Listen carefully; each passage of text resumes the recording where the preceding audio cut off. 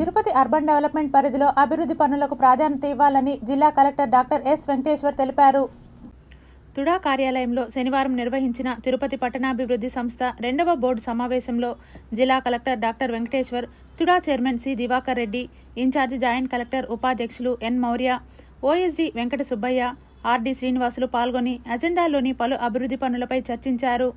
జిల్లా కలెక్టర్ మాట్లాడుతూ Tirupati urban development పరిధిలో అభివృద్ధి పనులకు ప్రాధాన్యత ఇవ్వాలని జిల్లా కలెక్టర్ డాక్టర్ ఎస్ వెంకటేశ్వర్ తెలిపారు.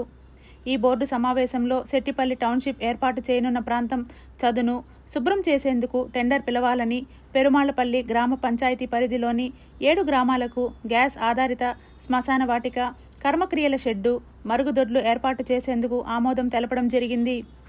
ఊపరిపల్లి నుండి మహిళా విశ్వవిద్యాలయం వరకు 4 లైన్ల రోడ్డుకు మరియు మాస్టర్ ప్లాన్ రోడ్ నిర్మాణానికి ఆమోదం తెలిపారు. రేణిగుంట మండలం సూరప్ప కసం వద్ద తుడా పరిధిలో ఏర్పాటు చేసిన పద్మావతి నగర్ లేఅవుట్లో మౌలిక వసతుల కల్పనకు ఆమోదం తెలిపారు. తుడా చైర్మన్ మాట్లాడుతూ తుడా పరిధిలో ఉన్న అన్ని గ్రామాలలో మౌలిక సదుపాయాలు, అభివృద్ధి పనులు చేపట్టాలని తెలిపారు. ఇన్ఛార్జి జాయింట్ కలెక్టర్, తుడా ఉపాధ్యక్షురాలు మాట్లాడుతూ తుడా నిధులు దుర్వినియోగం కాకుండా అన్ని అభివృద్ధి పనులు వేగంగా పూర్తయ్యేలా అధికారులు అందరూ కృషి చేయాలని తెలిపారు.